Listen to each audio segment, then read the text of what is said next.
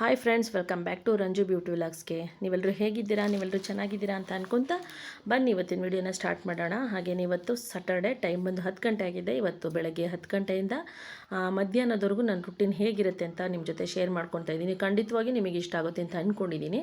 ಇಷ್ಟ ಆದರೆ please like ಮಾಡೋದನ್ನು ಮರಿಬೇಡ್ರಿ.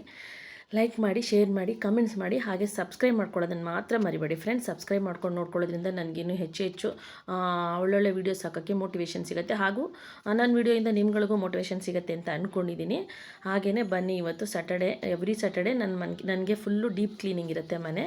ಆ ಟೈಮಲ್ಲಿ ನಾನು ಏನಾದ್ರು ಸ್ಕಿನ್ ಕೇರು, ಹೇರ್ ಕೇರು ಮಾಡ್ಕೊಳ್ತೀನಿ. ಹಾಗಾಗಿ ಈಗ ತಲೆಗೆ ಮೆಹಂದಿ ಹಚ್ಕೊತಾ ಇದ್ದೀನಿ. ಮೆಹಂದಿ ಹಚ್ಕೊಂಡು ಅಡುಗೆ ಮನೆಗೆ ಬಂದು ಸೊಪ್ಪನ್ನ ಬಿಡಿಸಿ ತೊಳೆದು ಅರಿಶಿನ ಪುಡಿ, ಉಪ್ಪು ಹಾಕಿ ನೆನೆಸಿಟ್ಟಿದ್ದೀನಿ. ಹಾಗೆಯೇ ಕಿಚನ್ ಫುಲ್ಲು ಡೀಪ್ ಕ್ಲೀನಿಂಗ್ ಮಾಡ್ಕೊತಾ ಇದ್ದೀನಿ. ಎವ್ರಿ ಸ್ಯಾಟರ್ಡೆ ನಾನು ಕಿಚನ್ನು, ಮನೆ, ವಾಶ್ರೂಮು, ಟಾಯ್ಲೆಟ್ ಎಲ್ಲ ಎವ್ರಿ ಸ್ಯಾಟರ್ಡೇನೇ ಕ್ಲೀನ್ ಮಾಡ್ಕೊಂಬಿಟ್ರೆ ನಾನು ಸಂಡೇ ಸ್ವಲ್ಪ ಫ್ರೀ ಆಗಿರ್ಬೋದು ಅಂತ ಅಷ್ಟೇ. ಹಾಗೆಯೇ ಕಿಚನ್ ಫುಲ್ಲು ಕ್ಲೀನ್ ಮಾಡಿಕೊಂಡು ಹಾಲಿಗೆ ಬಂದಿದ್ದೀನಿ. ಒಂದು ಬಕೆಟಲ್ಲಿ ನೀರು ಇಟ್ಕೊಂಡು ಒಂದು ಸ್ವಲ್ಪ ಕರ್ಪೂರ, ಲೈಝಾಲು, ಡೆಟಾಲು, ಸ್ವಲ್ಪ ಕಂಫರ್ಟು ಇದಿಷ್ಟು ಹಾಕ್ಬಿಟ್ಟು ಎಲ್ಲ ನಾನು chairs, tables, T V unit ಏನೇನಿದೆ ಅದನ್ನೆಲ್ಲ ಒಂದ್ಸಲಿ ಒರೆಸ್ಕೊಂಡ್ಬಿಡ್ತೀನಿ. ಆ ಸ್ಮೆಲ್ಲಿಂದ ಮಳೆಗಾಲದಲ್ಲಿ ಚಿಕ್ಕ ನೊಣ ಬರುತ್ತಲ್ಲ, ಅದು ಬರೋದು ಸ್ವಲ್ಪ ಅವಾಯ್ಡ್ ಆಗುತ್ತೆ ಅಂತ ಅಷ್ಟೇ ಇದೆಲ್ಲ ಕ್ಲೀನ್ ಮಾಡ್ಕೊತಾ ಇದ್ದೀನಿ. ಹಾಗೆ ನನ್ನ ಚಿಕ್ಕ ಮಗನು ನನ್ನ ನೋಡ್ಕೊಂಡು ಒರೆಸ್ತಾ ಇದ್ದಾನೆ ನೋಡಿ. ಮಕ್ಕಳು ಅಮ್ಮಂದಿರು ಮಾಡೋದನ್ನು ನೋಡ್ಕೊಂಡು ಹೆಂಗೆ ಮಾಡ್ತವೆ ಅಂತ ನೋಡಿ. ಅವನು ಒಂದು ಬಟ್ಟೆ ಹಿಡ್ಕೊಂಡ್ಬಿಟ್ಟಿದ್ದಾನೆ, ಅವನು ವಿಡಿಯೋ ನೋಡ್ಕೊಂಡೇ ಮಾಡ್ತಾಯಿದ್ದಾನೆ.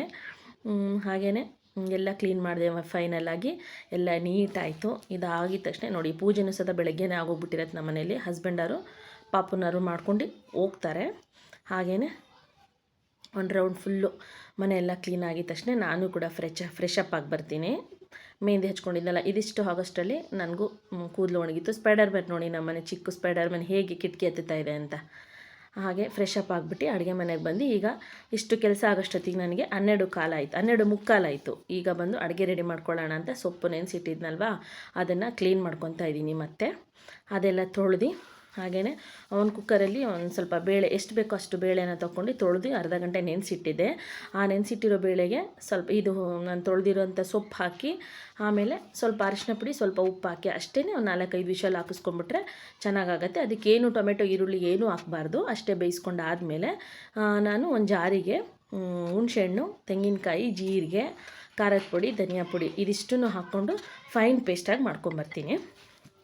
ಫೈನ್ ಪೇಸ್ಟಾಗಿ ಮಾಡ್ಕೊಂಬಂದು ಆಮೇಲೆ ಒಂದು ಬಾಣಲೆ ಇಟ್ಕೊಂಡು ಆ ಬಾಣಲೆಗೆ ಎಣ್ಣೆ, ಎಷ್ಟು ಬೇಕೋ ಅಷ್ಟು ಎಣ್ಣೆ, ಆಮೇಲೆ ಇದು ಸಾಸಿವೆ, ಜೀರಿಗೆ, ಕರಿಬೇವಿನ ಸೊಪ್ಪು ಅದಿಷ್ಟು ಹಾಕ್ಕೊಂಡು ಬಾಡಿಸ್ಕೊತೀನಿ. ಬಾಡಿಸ್ಕೊಂಡು ಆದಮೇಲೆ ನಾನು ಈರುಳ್ಳಿ, ಟೊಮೆಟೊ ಅದಿಷ್ಟು ಚೆನ್ನಾಗಿ ಮ್ಯಾಶ್ ಆಗೋವರೆಗೂ ಬೇಯಿಸ್ಕೊಂಡು ರುಬ್ಬಿಟ್ಟಿರುವಂಥ ಪೇಸ್ಟ್ ಹಾಕಿ ಅದನ್ನು ಸಹ ಒಂದು 5 ನಿಮಿಷ ಬಾಡಿಸ್ಕೊಂಡ್ಬಿಡ್ತೀನಿ, ಆ ಸ್ಮೆಲ್ಲೆಲ್ಲ ಹೋಗೋವರೆಗೂ. ಅದಾದಮೇಲೆ ಬೇಯಿಸಿಟ್ಟಿರೋ ಸೊಪ್ಪನ್ನು ಹಾಕಿ ಚೆನ್ನಾಗಿ ಕುದಿಸ್ಬಿಟ್ರೆ ಆಯಿತು. ಸೊಪ್ಪಿನ ಸಾರು ಸೂಪರಾಗಿತ್ತು. ಎಲ್ಲರೂ ಒಂದು ಸಲ ಟ್ರೈ ಮಾಡಿ ಅಂತ ಹೇಳ್ತೀನಿ. ತುಂಬ ಚೆನ್ನಾಗಿರುತ್ತೆ ಟೇಸ್ಟ್ ವೈಸ್ ಕೂಡ.